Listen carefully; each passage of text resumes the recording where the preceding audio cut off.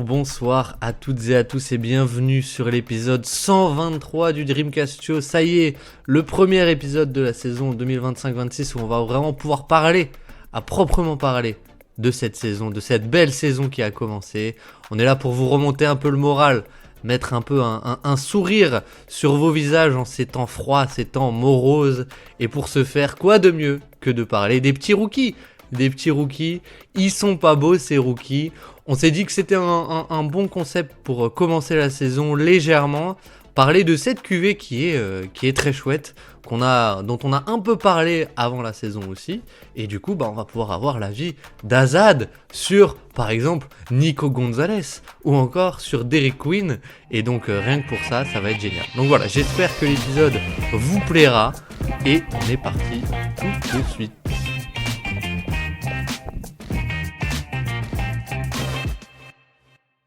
Il ne me reste plus rien, il ne me reste que toi, mon héros, mon Roméo Azad, par ce temps froid. Comment ça va ? Alors, c'est pas Nico Gonzalez, c'est Hugo Gonzalez. Je regarde trop de foot, Mais sinon, ça va très très bien. Tu sais que tu peux l'appeler à la limite Speedy Gonzalez comme ça. Si jamais tu te rappelles plus du prénom, tu te rappelleras quand même du surnom. Mais ça va très bien, écoute. En ce moment, la vie est belle parce que Marcus Smart joue au basket et ça va très très bien. Donc voilà, merci à la vie finalement. Et puis on peut commencer cet épisode sur cette belle cuvée de rookie finalement qui nous régale et qui est pleine de surprises. Qui est pleine de surprises et moi je l'adore. Moi je l'adore, je sais pas si c'est parce que on l'a couvert ou enfin on a fait des podcasts avec plein de gens ou pas, mais je trouve qu'il y a des profils qui sont quand même très très cool. Très très cool. Et c'est quand même triste parce qu'il n'y en a aucun au Knicks.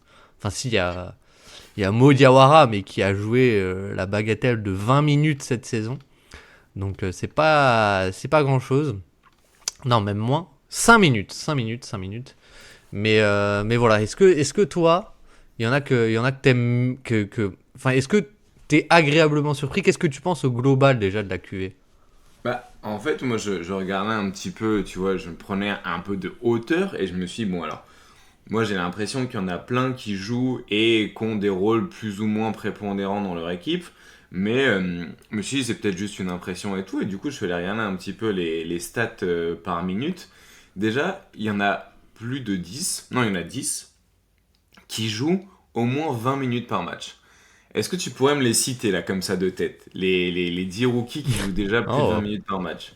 oui. Alors, VJ Edgecombe. Ouais, c'est le premier en temps de jeu, il est à 39 minutes par Ouais, il y match. a un truc délirant, ouais. VJ Hitchcomb. Con Knuppel. Ouais, troisième, Je pense que Flag aussi, il doit y être. deuxième. Fears.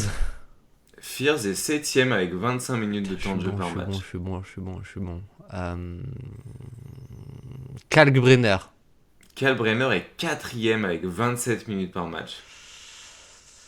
Entre 2-3 DJ7, apparemment, il avait du temps pour jouer au basket.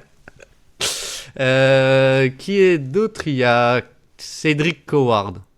Et exactement, le cinquième, t'as les 7... Ah non, t'as le 1, 2, 3, 4, 5 et le septième. Il te manque le 6, le 8, le 9 et le 10. Putain, ils sont à plus de 20 ? Ils sont à plus de 20. Ils sont même à plus de 21. Plus de 21, 21. Je vais dire. Trey Johnson, il doit jouer 20 minutes au moins. Sixième. Putain, allez, j'y crois. 25 minutes par match, Ray Johnson, hein. Ça joue, hein. Je crois en moi. Est-ce que tu crois en moi ? Je crois en toi. Je peux te donner un indice si tu veux sur un des trois qui reste. Ok, Le plus vas-y. dur à trouver, je pense, il est dans une équipe que tu as déjà citée aussi, où il y a déjà deux autres rookies que tu as cités. Attends, mais il y a qui c'était où il y a eu deux rookies ? Les Hornets ? Ouais. Zion James ? Ouais. Oh, 24 minutes waouh. par match. Pas mal. Pas Donc les mal. Hornets, ils ont trois rookies à plus de 24 minutes par match. C'est pas mal. C'est Et pas mal. après, je pense que ça doit être des joueurs des franchises que je regarde pas, genre Nick Clifford. Non, Nick Clifford est 12e. Non, Aïe, le aïe, 9 aïe, et aïe, aïe, aïe, 10, aïe. il y en a un que t'as beaucoup vu, je pense. Ah ouais? Il y en a un autre qui était un profil que t'aimais quand même pas mal à la draft. Harper? Harper est 9e, Il joue avec plus de 20 minutes? 23 minutes par Ah match. ouais, quand même. Quand même. Et le dernier, je ne sais pas. Il joue Un pas aux profil. États-Unis. Ah bah. CMB. Exactement, Colin Murray Boyles. Donc, finalement, ça avait quand même pas mal de joueurs qui sont pas mal responsabilisés, en sachant que derrière ces gars-là, on a des mecs comme du coup Egor Denim qui joue 19,8 minutes, donc quasiment 20 minutes. Il y avait Nick Clifford que tu as cité. On a des joueurs comme Derek Quinn, Ace Bailey ou Walter Clayton Jr. qui sont pas mal responsabilisés aussi dans les équipes dans lesquelles ils jouent. Et derrière ça, on a des autres profils que je trouve assez intéressants, plus en deuxième partie de banc, mais qui jouent déjà des minutes finalement, avec Javon Small, Hugo Gonzalez, Will Richard, un profil de connecteur, Tyrese Proctor, et même Ben Saraf, du coup, du côté de Brooklyn. Et à la 22e place dans les temps de jeu, on retrouve enfin un Français avec Nolan Traoré, et on a aussi Noah Pendak, qui est le 24e temps de jeu par match chez les rookies. Donc quand même pléthore de talents et de profils différents. Moi, j'ai une question pour toi. Est-ce que tu peux me citer le nom du rookie du Thunder? Est-ce que tu peux me le dire ou pas? Non, non, non. Celui Le qui fait grand, des interceptions en pagaille et tout, là. le petit blanc ou le grand blanc? Parce qu'ils en ont Le... un autre de grand qui a joué un peu, Non, qui le a joué un petit. peu. Le Le petit, le petit petit. là. C'est un mec qui a un prénom un peu. Je sais il y a un Z dans son nom de famille, mais Ouais. c'est tout ce que je sais. Mais en fait, je sais pas comment on le prononce, donc c'est pour ça que je te demandais. Ah, Brooks attends. Barnizer. Brooks Pas, Barnizer. pas un Harissa? Ouais, bah Barnizer. c'est ça un peu, ouais, c'est ça, ça doit être ça. Ouais. Et l'autre, je crois que c'est Chris Youngblood. Je crois qu'ils ont Ah vraiment oui, c'est ça. Youngblood voilà, qui existe, qui est réel. Mais voilà, voilà. Donc, pardon, je t'ai coupé. Qu'est-ce que tu voulais nous dire par rapport à ces rookies? Et ben non, c'est ce que je disais, qu'il y avait quand même pas mal de profils différents qui apportaient déjà finalement dans leurs équipes et que ils avaient des moyens un peu différents d'impacter le jeu. Il n'y avait pas que des gros scoreurs ou des gros défenseurs, il y avait pas mal de profils intéressants collectivement comme, tu vois, je pense à des mecs comme Cedric Coward ou Con Knuppel qui ont directement des impacts sur le jeu parce qu'ils ont des qualités qui sont très fonctionnelles mais dans un Hmm. collectif basket aussi quoi. Et dans des équipes qui sont, on va dire, un minimum compétitives. Même si Hmm. Memphis, ça va pas des masses. Et les Hornets, ça y est, il y a déjà Miller et Lamelo Ball qui ratent des matchs. Ah, en soi, c'est des équipes qui sont, enfin, c'est pas des tanks à ciel ouvert comme Brooklyn ou Washington, quoi. Donc, c'est intéressant. C'est intéressant. Et en plus, je pense que il y en a aussi certains qu'on n'a pas encore vus. Tu vois, typiquement, un Ace Bailey, il Hmm. joue pas encore des masses, mais je trouve que sur le peu qu'on a vu, c'est quand même intéressant, en fait, qu'ils essayent de lui mettre un peu de l'implémenter dans le système jazz et dans le système Will Hardy, et, euh, et tu sens que ça va arriver et qu'on va le voir, je pense, au cours de la saison beaucoup plus.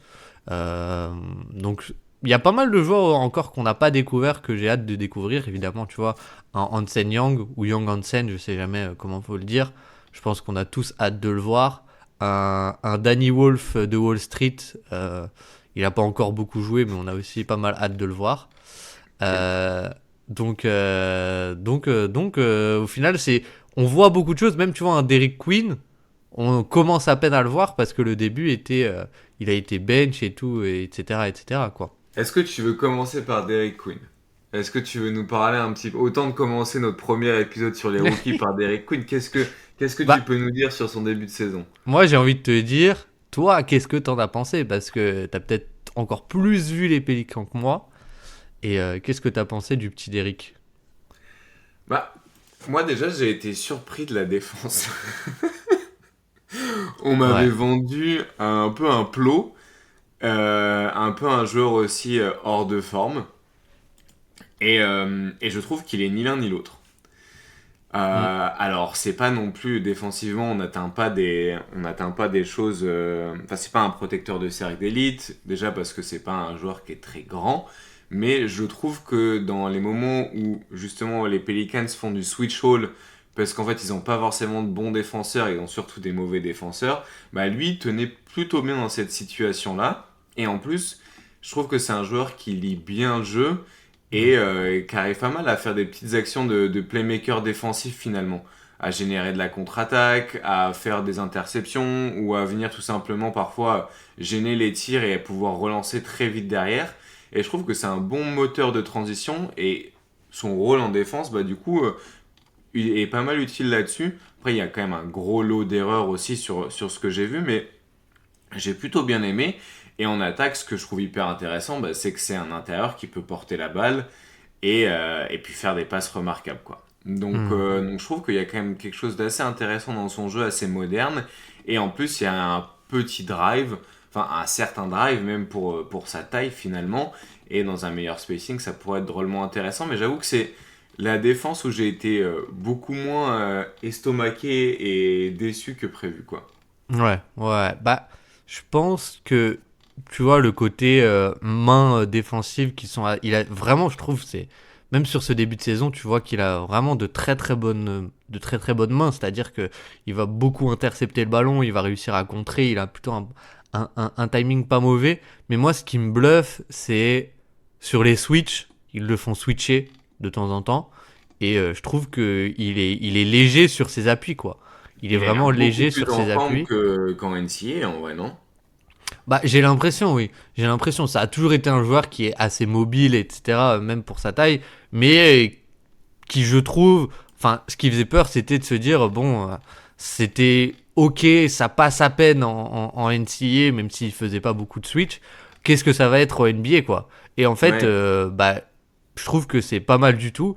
Et tu vois, pour l'instant, bon, c'est un tout petit sample size, tout petit échantillon, mais il est 85e centile en déflexion et 84e centile en bloc. Je crois, j'avais vu, je me l'étais noté, c'est Ben Pfeiffer Oui, c'est ça, ouais. qui avait mis ça, ouais. Donc c'est super intéressant, c'est super intéressant.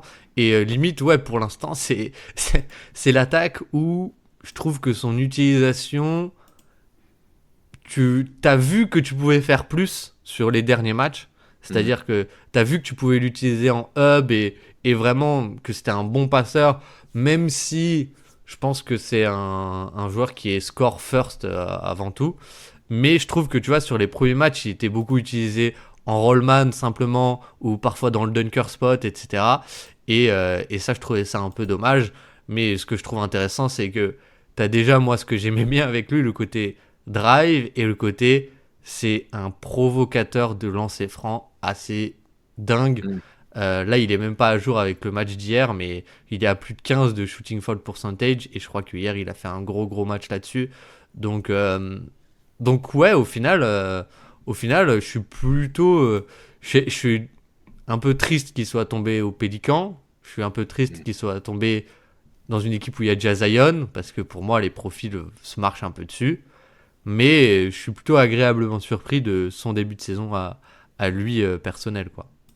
Ouais, mais c'est vrai que ça fait chier que ce soit aux Pelicans, mais après, dans tous les cas, au moins ça va lui laisser le champ libre pour se développer, vu que c'est une équipe qui va clairement rien jouer et qui va même pas pouvoir drafter de bons joueurs la saison prochaine non plus, vu qu'ils n'ont pas leur choix de draft. Donc au moins il y a de la place devant lui pour qu'il puisse se faire plaisir, surtout que enfin moi je pense que Zion va pas non plus Ouais. trop s'éterniser quoi. Bah, il y a un monde où, franchement, il y a un monde où Zion, il se blesse un peu. Les Pélicans, ils ont pas des bons résultats. Les Pélicans, il commence à y avoir des rumeurs de trade. Ils trade Zion et genre, t'as Derrick Queen qui passe titulaire d'un coup. Et genre, t'as une attaque qui tourne complètement autour de lui sur la deuxième partie de saison, quoi.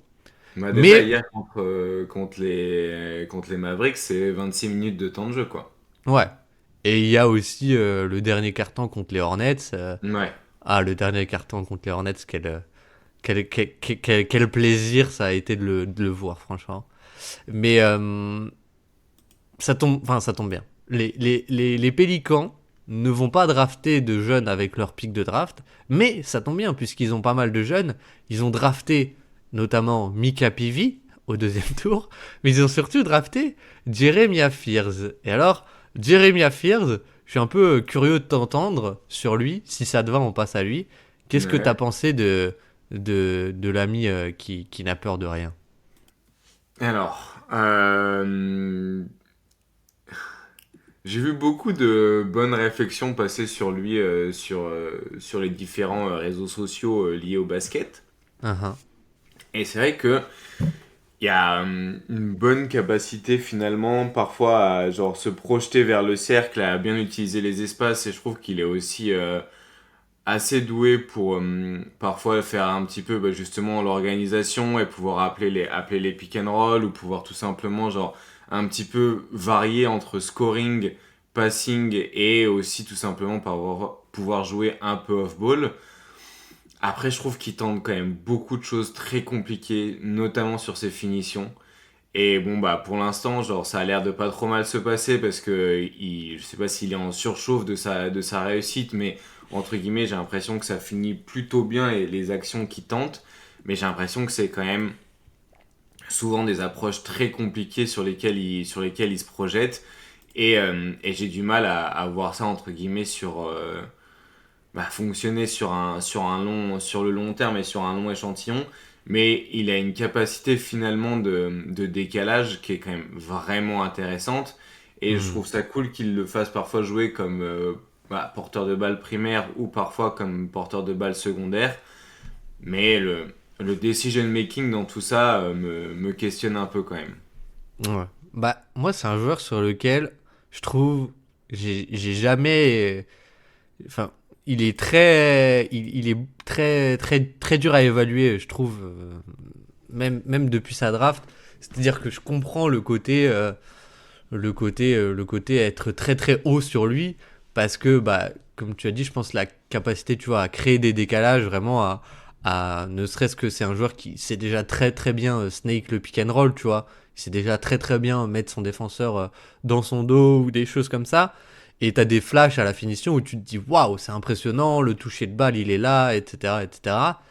Mais d'un autre côté, je trouve que quand tu regardes l'ensemble de son match, c'est un joueur qui est un très bon créateur de décalage, mais un très mauvais exploitant de décalage. Tu vois? Genre, mon rêve, c'était de mélanger Jeremiah Fears et Yakushonis, parce que Yakushonis, je trouve, c'est un magnifique exploitant de décalage, mais il a parfois du mal à le créer. Et Fears, c'est un peu tout l'inverse. Et tu vois, je trouve, il y a des highlights très impressionnants, etc. Et il finit plutôt pas mal au cercle. Maintenant, enfin, même sur ce début de saison, c'est un joueur qui est pas du tout efficace, quoi. Qui est pas du tout efficace. Alors, c'est un tout petit échantillon. Mais comme tu as dit, c'est un joueur qui va avoir beaucoup même de lay-up contestés. C'est-à-dire que il va créer la séparation avec son défenseur à lui, mais il va quand même foncer dans le tas. Et moi, ce qui me gêne un peu, c'est ouais, le playmaking, quoi, en fait. Le playmaking que je trouve pas dingue. Et du coup, je trouve que ça reste en fait. Bon, il y a eu pas mal de hype parce que il fait des sorties avec beaucoup de points, etc.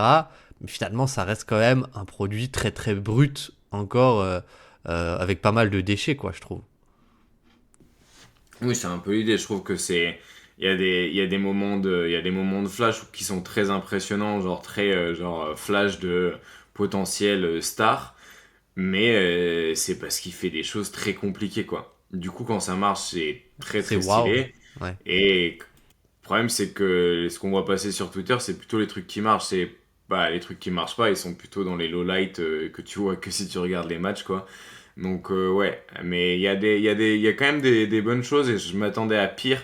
J'avais vu les matchs de pré-saison des Pelicans et là, c'était vraiment une catastrophe. Ils jouent mieux en saison normale qu'en pré-saison, donc c'est déjà pas mal. Ouais. Mais du coup, comment de quel côté du spectre tu te situes, genre, tu peux acheter du stock de Jeremiah Fears ou pas? Non, mais je comprends un peu plus pourquoi il y en a qu'on a acheté. Genre, moi, j'en veux toujours pas. Mais je comprends pourquoi il y en a qu'on un peu mis de l'oseille dedans. Ouais, je comprends. Est-ce que de qui t'as envie de parler tout simplement après? Mais ben, moi, j'aimerais bien que tu me parles un petit peu des rookies des Hornets parce que je les ai pas vus.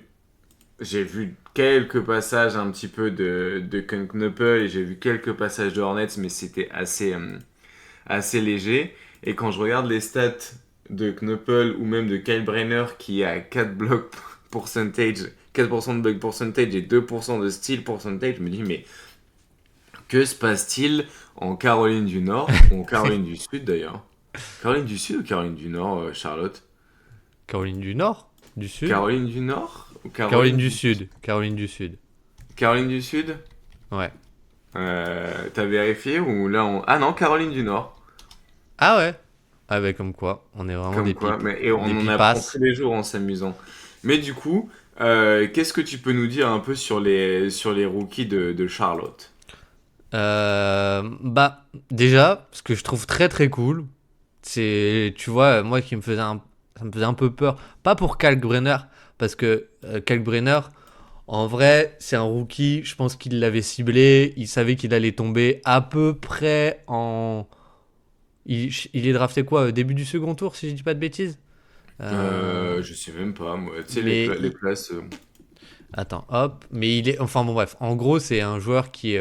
Il l'avait ciblé. Il a 24 ans, pardon. Il va sur ses 24 ans. Il a fait beaucoup, beaucoup d'années Ouais. NCAA. On savait qui c'était. C'était un produit presque fini finalement. Mhm. Et c'était aussi sur un poste où tu savais que ça allait pas. Il allait pas avoir beaucoup de concurrence à part Moussa Diabaté qu'on adore. Mais qui. Même tout Moussa Diabaté qu'il est, même s'il jouait 30 minutes par match, qui était beaucoup, bah, il te restait 18 minutes au pivot, quoi. Donc, Ouais. tu savais que Kalkbrenner allait jouer, mais tu vois, sur les lignes arrière, j'avais peur que bah, il fasse jouer Treman, il fasse jouer Mhm. beaucoup Sexton, ça, j'avais pas peur, j'avais hâte, mais Treman, Pat Connaughton, qui est-ce qu'ils ont d'autres? Un peu tous ces arrières, un peu pas vétérans, mais plus expérimentés, qu'on connaît déjà plus, et que finalement, Knuppel, Zion James, Liam McNeely, ils jouent pas forcément. Et donc déjà, ça, je trouve ça très très positif. Et bah, on en a un peu parlé, mais ce que je trouve très cool avec Knuppel, c'est son utilisation. C'est-à-dire Mhm. que ils sont vraiment à fond sur les pick and roll entre petits. Et finalement, bah, Con Knuppel, il est vraiment, vraiment très bon là-dessus. Et ce que je trouve vraiment très cool avec Knuppel, c'est un peu bah, tout ce qu'on avait déjà vu à Duke aussi, mais c'est finalement sa gestion du contact, sa gestion du... En fait, il est assez costaud, il est pas vertical, etc. Et il a un peu de mal à finir, mais il est très costaud, ça lui permet de souvent se créer son tir, que ce soit sur un flotteur ou à mi-distance ou même parfois au cercle. Et ça, je trouve ça assez cool. Et ce que je trouve vraiment très très cool, même si pour l'instant il est beaucoup utilisé aussi sur du catch and shoot, mais c'est le passing. Moi, je trouve Mhm. le passing de connexion de Knuppel, et même sur un ou deux pick and roll qu'ils ont joué, tu vois, en mode ok, bah tu sors d'un écran, la défense a bien défendu, donc on relance, on repart sur un pick and roll, on va dire un empty style pick and roll pour Knuppel. Bah, je l'ai trouvé vraiment très bon et capable de faire des lectures assez avancées, une bonne gestion du corps, etc. Donc vraiment, moi j'adore Knuppel et ça me renforce dans l'idée de me dire que, tu vois, le potentiel avec lui, c'est pas que du catch and shoot et un peu de connexion. Il y a vraiment, je pense, ce côté passing qui est vraiment très très cool avec lui et ce côté gestion de son corps, un peu proprioception qui est très cool aussi. Donc voilà, le shoot rentre en plus, donc c'est génial. Mais du coup, après, Zion James, pour le coup, là, pareil, bah, il était à Duke. C'est C'est quoi vraiment un comme peu. profil, Cyan James? Bah, c'est comment dire? C'est un joueur ultra moderne, moi, je trouve. C'est-à-dire bon défenseur, assez costaud, puissant sur le ballon. Il est un peu petit, donc c'est pas vraiment un ailier, tu vois. C'est pas vraiment un wing, on va dire. C'est plus un joueur qui fait 6-6, donc un 95, 96, quelque part comme ça. Mhm. Et c'est un bon shooter. Il a super bien shooté à Duke. C'était en fait, en gros, il était dans une petite fac où c'était une star avant d'aller à Duke. Puis il est arrivé à Duke et c'est devenu un super role player. Mais du coup, il a un peu les skills aussi, tu vois, de connecteur aussi. Donc c'est un peu moins flashy, mais c'est vraiment du catch and shoot en bout de chaîne pour l'instant. Et il prend en gros un tir sur deux au cercle et un tir sur deux à 3 points. Tu vois? Ok. Donc c'est vraiment un joueur ultra analytics et pas mal de, tu vois, juste la petite, la petite extra passe, la petite attaque de close-out un peu de temps en temps. Donc finalement c'est un joueur assez NBA ready, je trouve. Et Kalkbrenner, bah ce qui est cool c'est qu'il est gigantesque en fait, quoi. C'est que je sais pas quelle taille il fait, il est listé à 7-1, mais il me paraît encore plus grand que ça. Et en fait, du coup, t'as une menace de lob, même s'il n'est pas ultra aérien, il est tellement grand que tu vois, ça t'apporte sur certains sets dont on avait parlé. Ils aiment bien faire deux écrans sur le pick and roll. Le Mm. premier, c'est un shooter, et le deuxième, c'est Kalkbrenner. Et du coup, t'as soit une méga menace de roll, soit une méga menace de pop. Et du coup, je trouve que tu vois, la synergie, elle est vraiment pas mal. Après, là, pour le coup, il est assisté sur 100% de ses tirs, il prend 100% de ses tirs au panier, Mm. et voilà quoi. Ouais. Bon, après, s'il est efficace comme ça aussi, il y a des fois, il faut ce qu'il faut, hein. Ah ben c'est ce qu'on lui demande et il le fait bien quoi. Donc Exactement. ça c'est plutôt chouette. C'est plutôt chouette. Hmm, Mais voilà. ok. Est-ce que on passerait pas aux petits rookies du Jazz, même si c'est pas des énormes temps de jeu avec S. Bailey et Walter Clayton Jr. Est-ce que toi tu les as vus jouer ou pas trop? Je les ai vus jouer un petit peu, mais j'avoue là les derniers matchs, j'ai moins regardé le Jazz. Je m'excuse à toute la secte Willardy. Mais Aïe, aïe, du coup, bah, écoute, après ce long monologue que j'ai fait sur les frelons, aïe. je te laisse parler de Damian Lillard et Kevin Durant. Alors, commençons par Kevin Durant, justement. Bon, l'efficacité est atroce, mais c'est pas très grave pour l'instant. Ce qui est plus problématique finalement dans son scoring, pour moi, c'est, on va commencer peut-être par négatif, c'est qu'on est du coup toujours sur les mêmes zones de tir qu'il utilisait quand il était à la fac. C'est-à-dire que 22% de ses tirs ont été pris sur du mi-distance. Donc, bon, bah voilà, on est dans des chiffres qui correspondent. Bon, on n'est pas Je sur. te coupe, mais 22% sont sur du long mi-distance. Oui, du long mi-distance. Donc, dans le sens où il est entre Brandon Ingram et Kevin Durant. À la différence que Brandon Ingram et Kevin Durant, ils mettent ces tirs-là, alors que lui, il est à 32% d'effectif field goal depuis la saison. Mais bon, encore une fois, c'est pas trop l'efficacité qui pose problème, c'est plus la manière dont il se positionne sur les tirs, parce que finalement, il est mis en mouvement de manière dynamique. Donc on a pas mal de fois où il est mis comme poseur d'écran, puis il va se décaler pour réceptionner la balle pour pouvoir tirer. Sinon, il va être mis comme un petit peu joueur off-ball qui profite de deux écrans pour pouvoir justement profiter de l'espace et soit pull-up, soit faire un drive. Mais il y a un peu plus de drive que ce que moi j'avais eu l'habitude de voir. Donc tu te dis, bon, finalement, il y a quand même quelque chose à aller chercher un peu sur la projection vers le cercle. Mais c'est quand même beaucoup de moments où il s'arrête à mi-distance pour prendre un tir. Et il y a une autre stat qui est absolument terrifiante depuis le début de saison sur S. Bailey, c'est qu'il est à 2% de shooting fall percentage. Donc c'est-à-dire qu'il y a absolument aucune. C'est-à-dire que même Buddy Hield, il provoque plus de fautes que S. Bailey. Voilà, c'est un peu pour vous donner une idée à peu près de là où on en est. Donc le scoring m'inquiète quand même pas mal. Par contre, C'est con pour un scoreur. C'est con. il y a plus de passes que prévu. Et je pense que c'est peut-être là où ils vont réussir à en tirer quelque chose d'un joueur, peut-être d'un role player qui peut être intéressant parce que il a un peu une capacité de scoring. Mais vraiment, j'insiste sur le un peu. Par contre, sur le passing, sa taille et sa vitesse et parfois ses lectures peuvent être intéressantes. Et il y a des fois où il a proposé des choses un petit peu presque du connecteur sur vraiment quelques petites séquences du côté du jazz. Hmm. Donc, mais ça, c'est une patte qu'on retrouve beaucoup chez Willardy, c'est de transformer des joueurs qui sont vus comme des ball hogs, donc des mecs qui passent pas la balle, genre Colin Sexton, il peut les transformer en joueurs collectifs, donc espérons John que Collins. ça fasse pareil avec S. Bailey, mais ça, Perlipopette, pour l'instant, c'est quand même inquiétant, quoi. Ensuite, La défense est quand même cool avec Bailey aussi. la défense est cool. C'est vrai qu'il y a des rotations défensives qui sont bonnes. Et en plus, c'est là où tu vois, c'est là où tu vois que bah, finalement, il y a des outils physiques qui sont vraiment intéressants, quoi. Ah oui, oui, oui. Bah, pour le coup, il y avait un peu tu vois, le bis de quelle taille il fait vraiment. Tu sais, au début, il était annoncé à 6'10". Puis après, à la Combine, ça l'a annoncé à 6'7". Et puis maintenant, on sait pas trop. Mais tu vois, il est quand même très grand, il a une bonne envergure. Donc ça, c'est quand même cool. Mais tu vois, je trouve que tu retrouves aussi le côté. Je trouve qu'il est monté très haut quand même. Tu vois, genre, Hmm. c'est plutôt pas mal pour la défense, pour la protection de cercle, tu vois. Mais sur le côté attaque et drive, du coup, c'est un peu.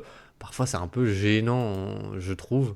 Hmm. Mais bon, on verra pour Ace Bailey, mais j'ai peur qu'il ait utilisé un peu toute sa réussite, toute sa shooting luck sur la pré-saison, quoi. Ouais, et en espérant que ça revienne. Et pour le coup, par contre, il joue à côté d'un autre rookie, Uh-huh. Walter Clayton Jr., Champion NCAA. meneur de jeu. Est-ce qu'on dit que c'est un shooter? On va peut-être pas dire que c'est un shooter d'élite, mais en tout cas, c'est un shooter. En Il- théorie, la théorie du profil, c'est quand même que, bon, là, il shoot pas ultra bien, mais c'est que c'est un shooter d'élite. Je crois que sur les NCAA, il était à plus de 40% sur plusieurs saisons. Et c'était un joueur, c'était vraiment, tu vois, à Florida, c'était le moteur offensif de l'attaque. C'est-à-dire, c'était un peu en vrai, je vais prendre des pincettes, hein, mais le Stephen Curry de Florida, quoi. Tout passait par lui, que ce soit sur pick and roll ou sur des sorties d'écran. Florida, c'était une équipe ultra défensive qui jouait la bataille des possessions. Et en attaque, c'était le mouvement de Walter Clayton. Et son shoot surtout. Ah oui, et c'est là où moi je trouve que ouais, il y a beaucoup de choses qui sont bien, c'est notamment dans le mouvement, dans la passe, dans les lectures, genre il attaque hyper bien les espaces et aussi bah il passe vraiment bien le ballon Mm. dans les bons timings, sur les bons angles et il permet vraiment de rajouter une couche de mouvement et de passing finalement à cette attaque du Jazz et je trouve que c'est un super backup à Keyonte George qui fait aussi une très bonne saison et j'aime bien surtout qu'il puisse scorer un peu dans toutes les zones du terrain. Donc c'est-à-dire que c'est un très bon shooter, mais je trouve qu'il se projette très bien aussi pour aller aux mi-distance, ou même, tu vois, sur les flotteurs, je l'ai trouvé quand même assez intéressant parce qu'il a beaucoup de toucher, et sur le cercle aussi, il est capable d'attendre le dernier moment, soit pour choisir entre le lay-up ou la passe au rollman sur des situations de pick and roll, et comme il maîtrise assez bien les deux, bah je trouve ça plutôt cool. Je pense que c'est une de mes meilleures surprises sur les rookies sur le début de saison. Ah, mais moi, je l'adore. Je l'adore. Mais tu vois, je trouve son passing sur le peu que j'ai vu, j'ai été vraiment. Enfin, j'ai trouvé vraiment très très bon. Tu vois, capable de faire des lectures en mouvement, de faire des skip passes par moment, etc. etc. C'est quand même. Si tu te dis que le tir, bon, ça devrait venir à un moment quand même, t'as quand même un joueur qui est très très cool, quoi. Ouais, très très chouette et fonctionnel dans beaucoup d'environnements quoi. Donc si c'est pas au Jazz, dans tous les cas, je pense il va jouer quand même pas mal de saisons en NBA. Ouais, ouais, ouais. Mais ouais. Est-ce que t'as quelque chose d'autre à rajouter ou pas? Sur le Jazz, non, je crois on a fait un joli petit tour. Un joli petit tour. Alors de qui où est-ce qu'on va? Où est-ce qu'on va? Est-ce que on n'irait pas? Moi, je te propose que je parle d'un joueur. Ok? Allez, Qu'on aille à Washington et je propose que tu t'installes et que tu te prennes un verre d'eau ou que tu te prennes quelque chose, mais que tu t'installes bien, que tu sois bien assis, bien attaché pour les stats que je vais te dire. allez, vas-y, je t'écoute. On va parler de Trey Johnson. Tiens. Que j'ai pas non plus, j'ai pas vu tous les matchs des Wizards, mais j'en ai vu quelques-uns parce que bon, j'en ai vu un au début de saison, après ils ont joué contre les Knicks, etc. Mais Trey Johnson, donc Trey Johnson, pour moi, j'en avais fait une vidéo. Ce que j'aime bien avec lui, c'est son shoot à 3 points. Mais on en parlait, il y a un peu une surdépendance au flotteur, il va pas au cercle, il a des problèmes physiques comment ça s'appelle, des valgus dans les genoux, donc il peut pas vraiment exploser, il explose souvent au contact, il fuit le contact, etc., etc. Alors, Trey Johnson, Azad, à ton avis, combien a-t-il pris de tirs au panier cette saison?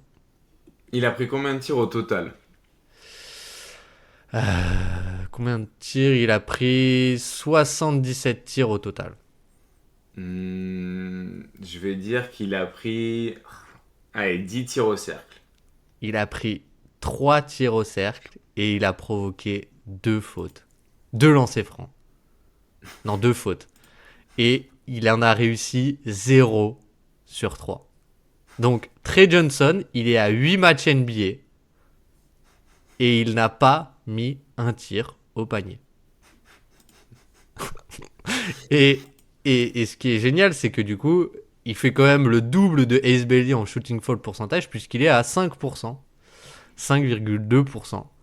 Mais du coup, voilà, je trouvais que ça résumait bien un peu tout l'enjeu de la carrière de Trey Johnson, quoi. C'est-à-dire que c'est quand même, je trouve que ça se voit, il a vraiment un déficit physique par rapport à ses adversaires sur son drive. Mais il y a aussi ce côté où je pense que parfois c'est un peu ancré dans les joueurs, tu vois, comme Ace Bailey. C'est pas juste en disant ah bah tiens, prends des tirs là que ça va que ça va se passer. Et il y a plein de lignes de drive qui refusent un peu. Et je pense que c'est un peu gênant, quoi. T'as énormément de valeurs qui fuient. Et au final, soit, si ça reste ce joueur-là, bah, ce sera un très bon shooter en mouvement. Et voilà, mais pas grand-chose d'autre, quoi. Ce sera peut-être Buddy Hield si c'est vraiment un excellent shooter. mais, euh, mais bon, voilà. 0 tir réussi au panier pour Trey Johnson. J'avais envie de le caser. Ouais, bah c'est un peu le même problème qu'on a dit sur Ace Bailey aussi, quoi. C'est truc pas fonctionnel et qui dépend beaucoup du shooting et qui passe pas forcément bien l'idée de jouer dans la grande ligue finalement où il faut pouvoir tout simplement aller créer ces tirs-là qui sont très rémunérateurs surtout quand tu débutes, quoi. Parce que je Hmm. trouve que c'est un bon indicateur entre guillemets de pouvoir aller au drive et provoquer des lancers francs, même si tout le reste à côté se casse la gueule finalement. Par exemple, Banchero, ce qui est quand même top sur sa saison rookie, tu te dis ok, le mec il est pas efficace, il perd beaucoup de ballons. Par contre, il provoque une faute sur un tir sur 5 qui prend, quoi. Ouais, oui, oui, oui, oui. Et entre guillemets, c'est encore une fois pourquoi l'efficacité, tu peux la regarder de plein de manières différentes, parce que finalement, il y a plusieurs moyens de ne pas être efficace, et il y a des joueurs qui sont jeunes et qui sont pas efficaces, et tu te dis, bon, c'est pas si grave, finalement. Ouais, mais bon, là c'est quand même assez critique quoi, Trey Johnson pour l'instant, et j'avoue que ça ne m'inspire pas beaucoup d'optimisme, tu vois. Je trouve que tu vois Ace Bailey, tout Ace Bailey qu'il est a beaucoup plus et c'est dire hein, beaucoup C'est plus grave. de potentiel de driver que Trey Johnson, et Ouais, ça c'est con. Est-ce que tu veux nous parler du meilleur driver de la classe de rookie pour un peu compenser tout ça? Ah. Oh là là. Oh là là là là, quel joueur. Le grande jugador Dylan Harper. Non mais c'est dingue. Grande, grande, grande. C'est dingue ce joueur, franchement. Toi, tu l'as vu aussi un peu avant qu'il se Ah, ça blesse. fait l'hypopète. Ça, je vais citer un grand philosophe sur X, ça décoiffe. Ça décoiffe Qui Dylan dit Harper. ça? C'est toi? Mais pour le coup, je trouve que ouais, c'est ça, ça décoiffe, mais de malade. Ça Il décoiffe est de ouf. malade, hein. Ouais. Franchement, je pense que Fox, il doit regarder ça, il doit se dire, putain, heureusement que j'ai signé mon contrat max cet été, parce que sinon, Ah ouais, entre le Castle et Harper, ouais. faut être attaché, hein. Non, mais vas-y, parle, je te laisse la main sur Dylan Harper. Euh, Franchement, moi, Que dire? je suis, pas choqué, mais agréablement surpris, on va dire. Bah, c'est-à-dire que, genre, quand tu m'avais parlé de ses stats en NCAA, de sa capacité de drive, sa réussite sur les tirs à 2 points qui sont pas des dunks, et le pourcentage de paniers assistés sur ces tirs-là, je me suis dit, putain, mais j'y connais rien en NCAA, mais ça a l'air d'être un driver incroyable. Mm. Et puis bah après, j'ai vu son drive en NBA face à des joueurs que j'ai l'habitude de voir jouer, et j'étais là, ah ouais, donc tout ça quoi. Genre vraiment, monsieur, vous êtes impressionnant. En fait, le truc c'est que il a un physique quand même assez incroyable pour un porteur de balle. Il est vraiment grand.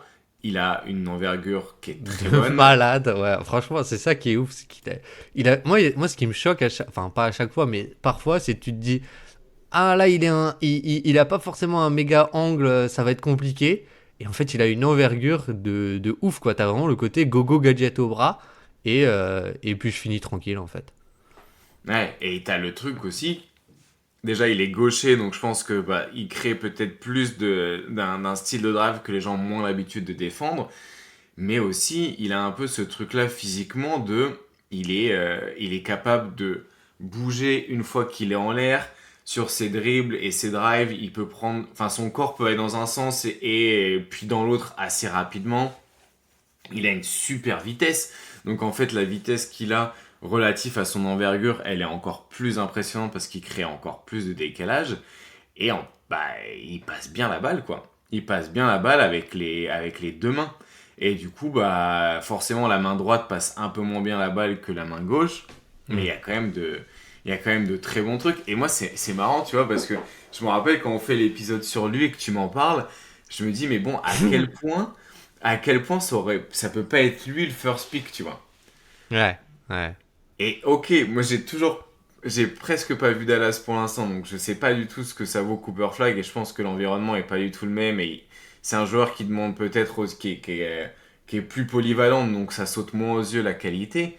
Mais putain, Dylan Harper, je crois que c'est toi qui as dit dans un tweet, genre, genre c'est rare de voir que c'est aussi évident que le mec va devenir une star, mais là, t'es là, genre, bah ouais, genre lui dans Ouais, 3 ans, avec 4 ans, il est All NBA, genre, franchement, je suis prêt à mettre quand même, je suis pas prêt mal à parier quand d'oseille. même pas mal de trucs que, genre, ouais, dans moins de 5 ans, il est All-Star et All NBA, quoi. Bah, on peut parier, si tu veux, l'intégralité des revenus de la chaîne. Mais Ouais, la bagatelle de tout ce qu'on gagne avec le Dreamcast Show. les millions, les millions. Mais non, mais oui, je suis d'accord. Genre, il a tellement d'outils pour être, genre, déjà, je pense que il sera un des meilleurs drivers de NBA. Parce que, en fait, déjà, ce que je trouve cool, c'est qu'il l'est utilisé aussi pas si mal, tu vois. Genre, bah, déjà, sur pick and roll, ça aide d'avoir Victor Wembanyama. C'est-à-dire que, je sais pas si tu l'as vu, au moment, il va sur sa droite, il fait une passe en cuillère main droite alors qu'il est gaucher. Donc la Ouais, passe est ouais. pas du tout parfaite. Elle est même un peu, un peu claquée. Et juste, bah, t'as Wemby et Wemby, il attrape la balle et il donne quoi. Et donc ça aide, mais tu vois, je trouve qu'il utilisait pas mal en mouvement aussi, où il le lance un peu dans ses pick and roll. Il utilisait aussi en poseur d'écran, parfois en pick and roll inversé. Je trouve intéressant, c'est que même quand il est off-ball, il a pas le shoot encore. Je pense qu'on est d'accord, même si je pense que ça va venir vu le toucher qu'il a. Genre, je suis plutôt confiant. Mais tu vois, je trouve qu'il est intéressant aussi sur ses cuts. C'est-à-dire que il va pas juste rester et attendre qu'on lui donne la balle et enfin faire une entry pass et attendre qu'on lui rende la balle, tu vois. Il va vraiment se déplacer, cutter au bon moment, dans les bons intervalles, dans la bonne ligne de passe. Ça, je trouve ça cool. Mais ouais, la capacité à drive, elle est mais phénoménale. C'est-à-dire que je trouve que il a même aussi un truc, tu vois, dont on n'a pas parlé, mais un footwork de finition, Mm. c'est génial. C'est franchement son utilisation du pied de pivot et tout, c'est un truc de fou. C'est un truc de fou. Et le passing est plutôt cool. Et c'est vrai que j'y repense aussi.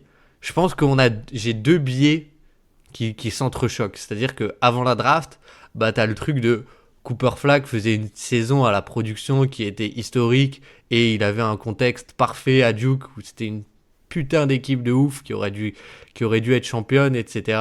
Et donc bah c'était dur de pas le mettre en 1. Et d'un autre côté, genre c'est un peu l'inverse maintenant, tu vois. Genre Flag a un contexte horrible, Harper a un contexte génial, Et du coup, tu te dis, bah en fait, c'est trop bien pour Harper, mais tu vois, c'est pas facile, mais je suis d'accord que, genre tu vois, le niveau de shoot, je sais pas ce que t'en penses, mais il a un tel toucher que je suis sûr que dans quelques années, il a le shoot, quoi. Sûr. Et en pick and roll inversé avec Wemby, bah c'est top aussi, vu sa taille et sa capacité de projection et de passe. Ouais, ouais. Et puis même, tu vois, enfin, il peut aller très très vite et attaquer le contact. Il Hmm. peut se créer son tir avec du footwork. Il peut décélérer. Tu vois, entre Castle et lui, faut faire attention. Faut faire attention quand on défend à San Antonio. Faut avoir le frein, faut avoir les plaquettes de frein bien en état, hein, parce que ça freine fort. Mais du coup, est-ce que tu veux parler de Carter Bryant à San Antonio? Moi, j'ai pas grand chose à dire. Non, j'ai rien à dire en particulier. J'ai vu qu'il sautait haut, mais j'ai pas vu grand-chose d'autre de plus pour l'instant. Est-ce que tu veux du coup parler de Cooper Flag ou tu l'as pas beaucoup vu? J'ai pas beaucoup vu, mais par contre, je veux bien que tu me dises qu'est-ce que toi t'as vu de lui. Horrible. Utilisation horrible. Genre, franchement, genre, tu vois, le profil qu'on avait décrit avec El Grande FD, on avait décrit un joueur qui, en gros, a besoin d'être en mouvement, qui est génial en mouvement, etc. Et Dallas, bon, en vrai, genre, il y a plein de blessés. Anthony Davis est blessé. Donc, ils se disent, bah, autant l'utiliser en porteur de balle et essayer de le développer comme ça. Ok, pourquoi pas, mais bah, tu vois que déjà son dribble, parce qu'il est grand aussi, enfin, c'est pas son profil, tu vois, c'est pas son métier. Et puis, même, je trouve que off-ball, bah, en fait, il l'utilise, genre, dans le dunker spot, genre, sur plein de séquences ou dans le corner. Genre, t'as des matchs où t'as D'Angelo Russell qui est là, qui joue son pick and roll, ça switch le pick and roll, puis D'Angelo Russell, il va jouer une isolation, et Cooper Flag, bah ouais, reste dans le dunker spot, et c'est tout, quoi. Mais vraiment plein de séquences comme ça. Où, Klay Thompson, on va jouer un pick and roll Klay Thompson, Daniel Gafford, et Cooper Flag, tu vas être dans le corner à une passe près, tu vois. Bah, du coup, c'est pas terrible. Mais je trouve quand même que, tu vois, t'as des rares séquences où il y avait AD et où ça jouait parfois des pick and roll un peu sur un côté vide ou des mains à main, etc. C'était cool, mais je trouve ça dommage, tu vois, le fait qu'il soit très très peu utilisé en poseur d'écran. Je trouve que c'était quand même une de ses qualités. Et puis, ce qui me déçoit un peu plus, c'est la défense collective, où il est beaucoup du coup, bah, vu que tu as plein de joueurs intérieurs, entre guillemets, il est beaucoup plus utilisé au périmètre et en défenseur on-ball que en défenseur off-ball et en low-man, tu vois. Et je trouve que sur le ballon, bah, même contre Houston, c'était le match il y a pas longtemps, Hmm. bah en fait, c'est pas là où il est le meilleur parce que, en fait, c'est pas un porteur de balle, c'est pas un meneur de jeu Cooper Flag, donc c'est un peu ça qui me dérange, quoi. Tu vois, genre, il est un peu plus lourd sur ses appuis que les meneurs, et enfin, comme dit, c'est juste pas là où il est le meilleur, quoi. Donc, pour moi, c'était plus genre un extérieur entre guillemets qui peut switcher sur les meneurs que l'inverse, qu'un défenseur extérieur qui peut switcher sur les intérieurs. Je sais pas si tu vois la nuance, mais pour moi c'est un peu comme ça que je le voyais et c'est un peu l'inverse qui est en train de se passer. Donc, ouais, j'ai pas du tout aimé ce que j'ai vu quand j'ai vu Dallas. Ouais, bon, un peu déçu finalement. Mais en même Mm. temps, je pense que ce sera peut-être plus facile à regarder une fois que la situation, elle, se sera un peu. C'est pas clair pour moi, je trouve, Dallas finalement. J'ai l'impression que ça va devoir rebouger. T'imagines s'il rééchange Anthony Davis? Ouais, bah, j'ai l'impression que c'est pas clair pour grand monde à Dallas, hein, la situation, hein. Ouais, franchement, force aux fans de Dallas parce que j'aimerais vraiment pas être à votre place. Parce que franchement, il est haut, c'est pas un bon joueur, je trouve, d'Angelo Russell. Mais quand t'as tellement aucune source d'attaque que le pick and roll d'Angelo Russell est une bonne source d'attaque pour toi, c'est vraiment la merde. C'est vraiment la merde et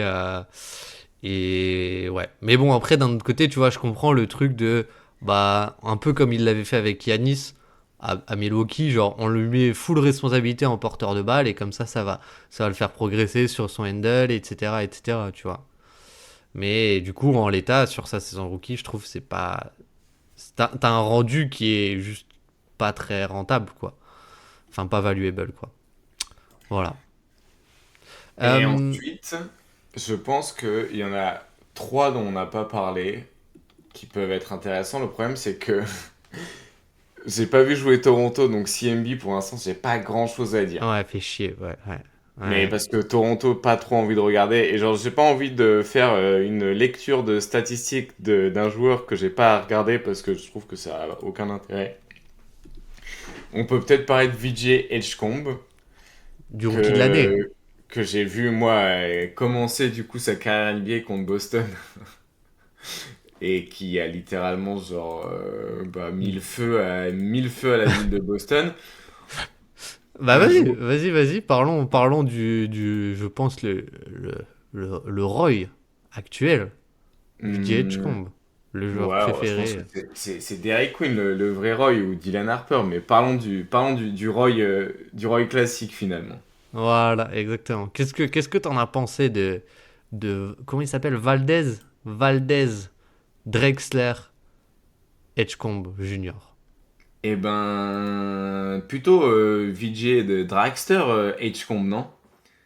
Parce qu'il est quand même c'est bon? Non, il est franchement impressionnant sur, je trouve, la vitesse de projection vers le cercle à la réception du ballon. Moi, c'est un truc que j'adore. Je trouve qu'il est vraiment très dynamique là-dessus. J'ai un peu plus de problèmes une fois s'il reçoit le ballon de manière statique finalement. Et je trouve que déjà, il y a moins de décalage qui se crée selon la manière dont il reçoit le ballon.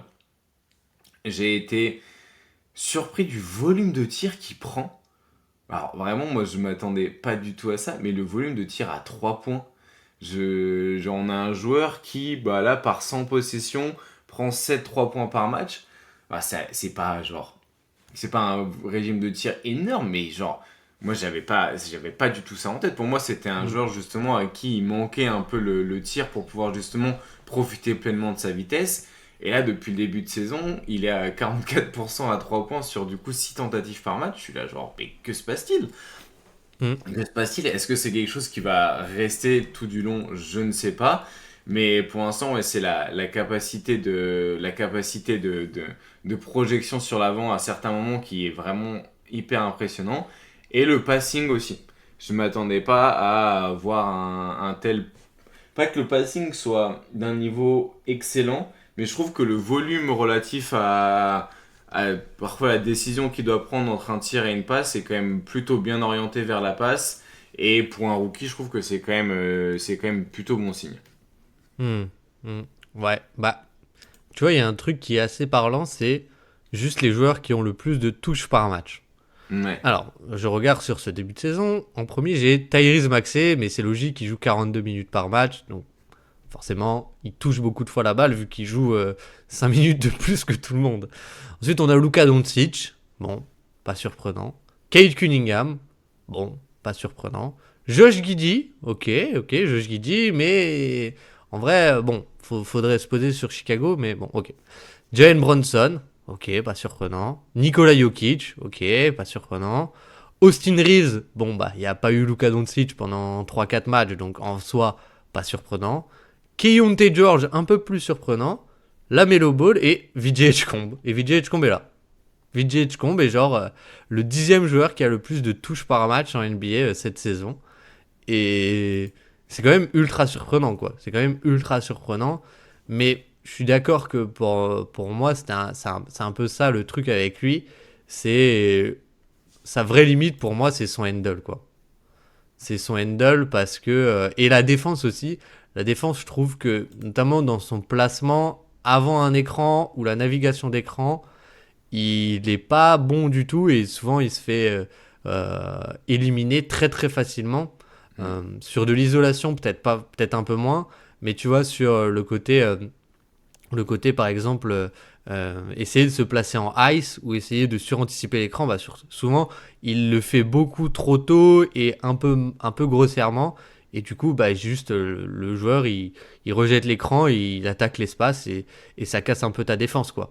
Et il se retrouve après derrière. Mais je suis d'accord, bon, le shoot, je pense que on est. Enfin, c'était plutôt positif, on va dire long terme, parce qu'il y avait plutôt des bons indicateurs, lancer franc, etc. Je pensais pas que c'était un shooter à 44% et je pense toujours pas que ce soit un shooter à 44%. Mais c'est clair que ça change la donne. Mais là où je suis surpris, ouais, c'est sur le côté. Il lui donne même parfois des pick and roll, etc. Tu vois. Et je sais pas, je trouve ça intéressant. Je trouve que c'est pas génial encore, mais il y a quand même quelques fois où je me dis c'est quand même c'est intéressant de le voir avoir autant de responsabilités, quoi. Ouais, ouais. Puis après, pour le nombre de touches par match, comme tu dis aussi, c'est parce que il joue énormément de minutes. Donc je pense que ça Oui, influence quand même oui, pas oui. mal. Il a un peu l'effet maxé aussi, quoi. Ouais, ouais, tu vois, il y a un peu cet effet-là, parce que si tu regardes l'usage, il a que 19,5% d'usage sur cleaning de glace, donc ça représente un peu moins de volume, mais par contre, ouais, il joue 39 minutes, donc forcément, ça joue un peu. Après, sur la défense, j'avoue que parfois, sur les rookies, c'est un truc que je regarde un peu moins, ou alors en tout cas, Hmm. je m'inquiète moins quand je vois des oublis. Là où, par contre, il y en a un qui m'a impressionné défensivement, et même de manière globale, c'est Cédric Coward. Peut-être on peut finir Ah là-dessus. ben, moi j'ai pas beaucoup vu, j'ai vu un match de Memphis, donc franchement, mais j'ai vu des highlights, j'ai vu de la protection de cercle, j'ai vu l'envergure. Je te laisse parler de Cédric Coward. Alors moi j'en ai vu deux des matchs de Memphis, mais je me dis comment ça se fait que toi t'en as vu qu'un et moi j'en aurais vu deux. Lesquels j'ai vu deux matchs? Allons voir ça ensemble. Déjà il y a celui contre Moi les j'ai vu les Lakers. Lakers, Ouais. et attends, je Et crois que j'en ai vu un autre. lequel autre j'aurais vu? J'ai dû voir New Orleans et je me demande si j'ai pas vu les Warriors non plus. Ah mais oui, mais j'ai vu les Warriors. Ah, j'en ai vu deux. Oh là là. Et du Je le coup, connais comme ma poche, en fait. tu le connais comme ta poche. Bah, euh, alors bon, lui c'est pareil, tu vois, tu te dis, la réussite au tir, il va peut-être falloir se détendre. Parce que pour l'instant, on est à 60% au tir, on est à 50% à 3 points, et on est à 92% sur les lancers. Et oh! Ouais. Mais le plus impressionnant, c'est quand même l'alliage du profil physique et technique. C'est-à-dire que, bon, déjà, le mec est pas petit, hein, on parle d'un joueur de 6'6", mais l'envergure, L'envergure, c'est un truc de mais malade. c'est un truc C'est de salopard. Genre, c'est Jalen Williams-esque, hein. ah ouais, ouais, c'est tout aussi impressionnant. Et du coup, moi j'aime beaucoup genre, comment ils arrivent un peu à l'utiliser avec et sans ballon en attaque, mais aussi en défense, où du coup, je trouve il a des responsabilités qui varient énormément d'une match-up à une autre. Et je trouve qu'il peut faire énormément de choses parce qu'en plus, vu qu'il est petit, enfin petit, qui fait 6'6 de taille et qui fait 7'2 d'envergure, il a vraiment la mobilité pour pouvoir justement défendre des arrières ou des ailiers et pouvoir justement profiter de la vitesse latérale pour rester au contact et garder les hanches collées aux hanches du joueur. Et d'un autre côté, son envergure lui permet potentiellement soit de prendre du retard, soit aussi d'être un peu plus dans un rôle de protecteur de cercle et dans un rôle de stunt aussi finalement, ou de joueur dans Hmm. l'aide. Donc il y a quand même beaucoup de choses à aimer, et je pense que le développement du joueur va être incroyable à suivre, parce que on parle d'un mec qui sort quand même vraiment de nulle part, quoi. Ouais. Ouais, c'était le pic Grizzlies ultime, hein. Franchement, enfin, il a déjà 22 ans. C'est un peu ça. Moi, il me fait penser à un joueur, un peu. Je sais pas ce que t'en penses, mais il me fait penser à OG Anunoby. Dans le sens où c'est un. Pour l'instant, de ce que j'ai vu, après, je, je peux me tromper vu le petit échantillon que j'ai vu, mais je trouve qu'il est beaucoup utilisé défensivement on-ball, tu vois. Je parle juste défensivement, Mhm. offensivement, pas forcément. Offensivement, je pense que c'est déjà. Enfin, il a l'air d'être un très très bon shooter, etc., etc. Mais je trouve que défensivement, il est utilisé beaucoup on-ball sur plein de profils différents parce que il a l'envergure pour défendre un peu plus grand, mais il est quand même pas ultra. Enfin, il est pas très grand, donc il est quand même assez agile.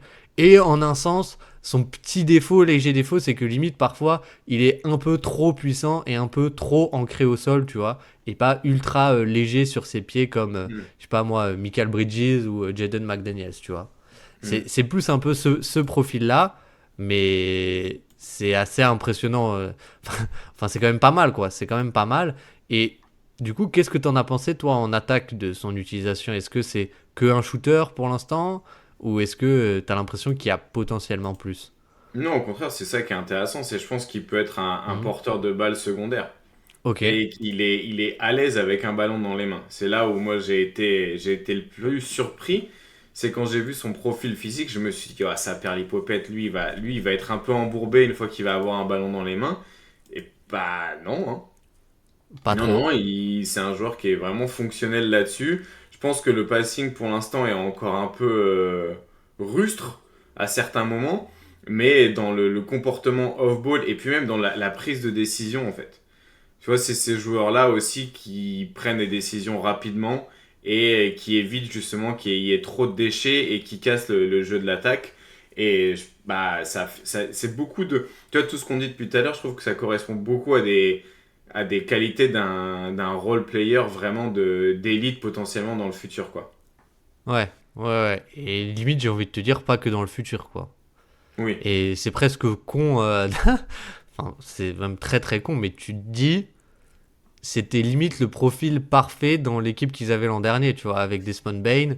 Parce que quand tu regardes, t'as quand même, je pense, un shooter qui est plutôt safe aussi. Si tu regardais, ça c'était le seul truc que tu pouvais regarder, c'était les indicateurs stats au Mm. lancer et à 3 points en NCA, où il était à 39% à 3 points en carrière et 83% au lancer franc sur 3 saisons, enfin 2 saisons et demie. Donc tu te dis, c'est quand même assez rassurant de ce point de vue-là. Et si tu as le côté défensif et porteur de balle en plus, enfin, ça me frustre encore plus que, tu vois, Memphis soit une fausse équipe compétitive, entre guillemets, tu vois. Mm. Mais juste pour son parcours, ce que je trouve assez ouf, c'est que de base, en 2022, il est dans une. Il joue même pas dans une conférence NCAA, une conférence majeure. Ensuite, il va à Eastern Washington, qui est en deuxième division, je crois. Il fait 2 ans là-bas. Il va à Washington State l'année dernière. Il fait 6 matchs. Il se blesse. Et même Washington State, c'est pas non plus la méga fac. Et si je dis pas de bêtises, il était, en fait, en gros, il était attendu, il était recruté par Duke. Il devait commit à Duke cette année. Donc il devait refaire une année à NCAA. Et il devait être un peu ce que Zion James, tu vois, était l'année dernière, genre un peu un vétéran qui Mm. est déjà fort, etc., etc. Et il a refusé d'aller à Duke pour aller à la draft parce que je pense que tout simplement, je pense que les scouts de Memphis l'avaient vu et ont dit de toute façon, toi, on te fait une promesse de draft, tu vois. Et, euh, et c'est quand même assez atypique et, et c'est assez passionnant. Moi, enfin, les histoires comme ça, tu vois, c'est un peu lui et Hansen Yang, c'était un peu les deux, moi, que j'avais hâte de voir parce que tu connais rien, ça sort de nulle part et trop cool à suivre, quoi.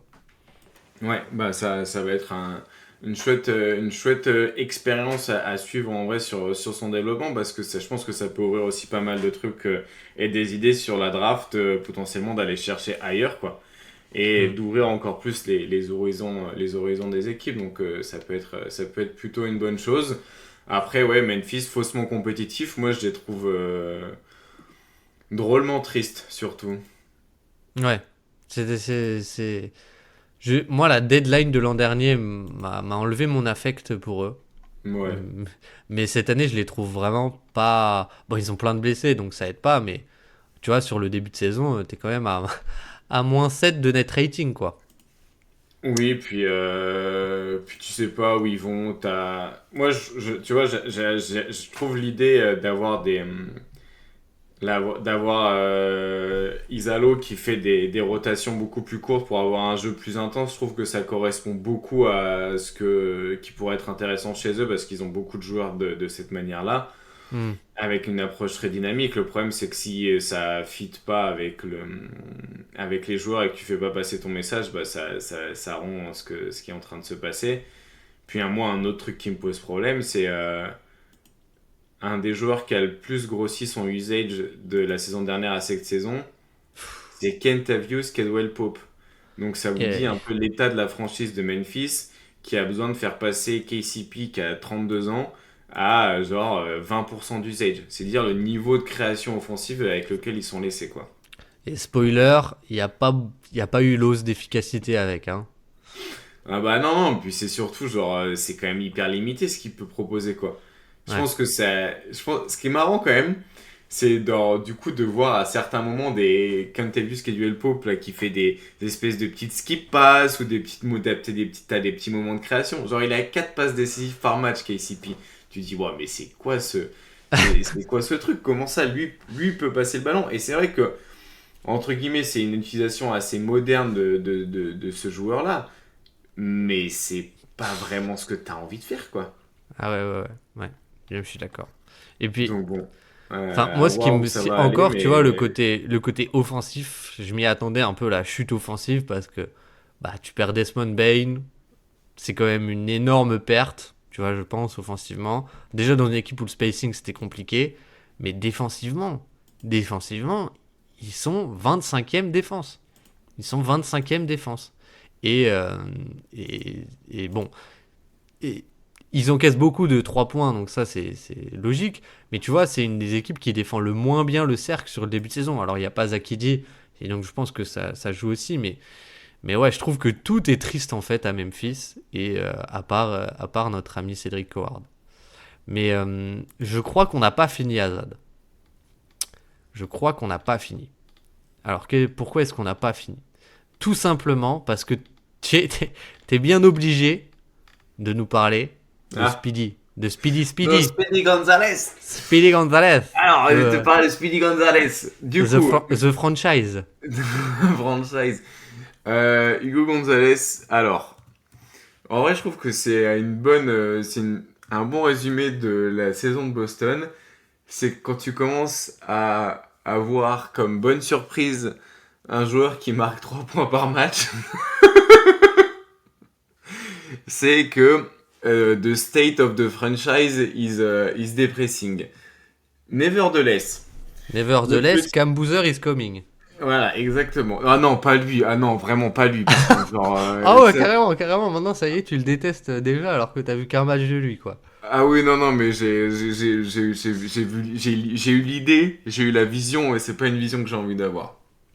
Ok. Par contre, non, Hugo Gonzalez, du coup, profil assez intéressant en défense. Une grosse envergure et une grosse capacité finalement d'être face à des porteurs de balles et de contenir des porteurs de balles plus petits parce qu'il est très mobile, il a un gros moteur et qu'il a une grande envergure.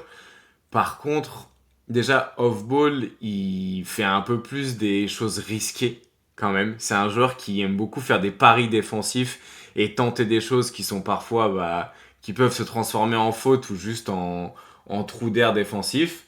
Et en attaque, il y a des choses intéressantes parfois sur drive, un petit peu aussi comme passeur. Le problème, c'est que il y a pas le tir quoi. Et ça je sais pas trop comment ça va évoluer. Mais bon, ça peut être intéressant aussi d'avoir un profil comme ça qui un peu de crash and finish, qui défend très bien, qui peut jouer un peu le connecteur. Mais voilà, il y a pas le tir quoi. Il y a pas vraiment le toucher. Ouais. T'es pas, même pas optimiste pour la suite, quoi. Bah, ouais, mon avis, de toute façon, il y a pas grand-chose de quoi être optimiste chez les Celtics, hein. Ouais, ouais, mais bon, tu vois, ça peut quand même être un profil genre connecteur. Est-ce qu'il est bon sur cut? Est-ce qu'il est bon sur le passing? Tu vois, Oui, qui oui, est non, mais un peu à la Josh Hart, quoi.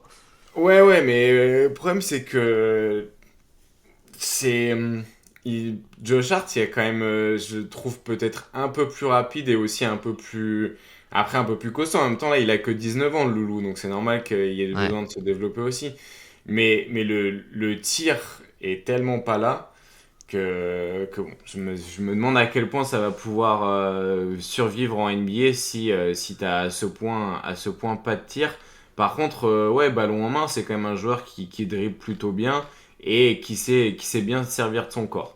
Par contre, c'est pareil, tu vois, le footwork, Hmm. pas mal de fois où il est pas loin du marché, dans les extraits que j'avais vus aussi quand il jouait en Espagne, il projette pas toujours. En fait, il se facilite pas toujours la vie, que ce soit en attaque ou en défense off-ball, quoi. Ouais, ouais. C'est un high risk, high reward, mais pour l'instant, c'est pas toujours rewardé, quoi, en quelque sorte. Ouais, ça, c'est un peu l'idée, c'est ça. Mais très bien. Très, très bien. Bon, je pense que du coup, cette fois, c'est bon, ça clôture un peu notre tour d'horizon. Du coup, quel est on va dire, ton top 3 du cœur de ce début de saison des rookies? Genre Derek ceux. Queen, Ok. Clayton Jr. et allez, allez, je vais dire Knoppel pour ah ouais non, enfin, allez, Dylan Harper quand même, hein. Ouais, Dylan Ouais, Harper, ouais. Derek Queen et j'ai oublié ce que j'avais dit. Et Walter Clayton Jr. Purée, c'est beau quand même, hein. On respire le même basket, c'est beau. C'est beau. Moi, je dirais, bah en vrai, Knuppel, Queen et Harper. Allez, vendu du sucre. Vendu Lustu Cru. Eh bien, en vrai, j'ai hâte de voir Murray Boys quand même. Parce que, Ouais, ouais, moi aussi. Mais ça fait longtemps que j'ai pas regardé Toronto, donc ouais, bah, moi j'en ai vu un contre Houston. C'était genre, ok, notre plan de jeu c'est Brandon Ingram mi-distance. Et il va en prendre 50. Et bon, il en a mis beaucoup, mais tu te dis, waouh. Mais c'était hmm. intéressant parce que tu vois, t'as des séquences où CMB il joue 5 et genre tu switches tout. Et ça, c'est cool. Ça, c'était cool. Mais bon, j'ai hâte d'en voir plus. J'ai hâte d'en voir plus. Est-ce que tu as quelque chose à rajouter, mon ami? Bah non, qu'il va falloir que j'aille travailler, je pense, hein. Ah, oh là là, tu bosses? Je rigole. C'était une blague. Va falloir que tu ailles bosser, c'est-à-dire va falloir que tu ailles bosser les highlights de Marcus Smart Et et, attends, et, exactement. et c'est déjà pas mal. Et c'est Allez déjà voir pas un petit mal. peu comment il met du soleil dans le cœur des supporters californiens.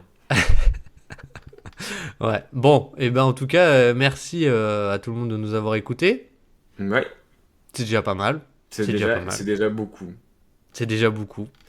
Et puis, nous, on vous dit à très très vite. On vous dit prenez soin de vous, déjà. Hmm. C'est important. La santé. Attention aux microbes. Et puis, on vous dit à très très vite, ici ou ailleurs, sur le Dreamcast Show. Des bisous. Exactement. Et lavez-vous bien les mains en cette saison de microbes, comme tu l'as dit, c'est très important.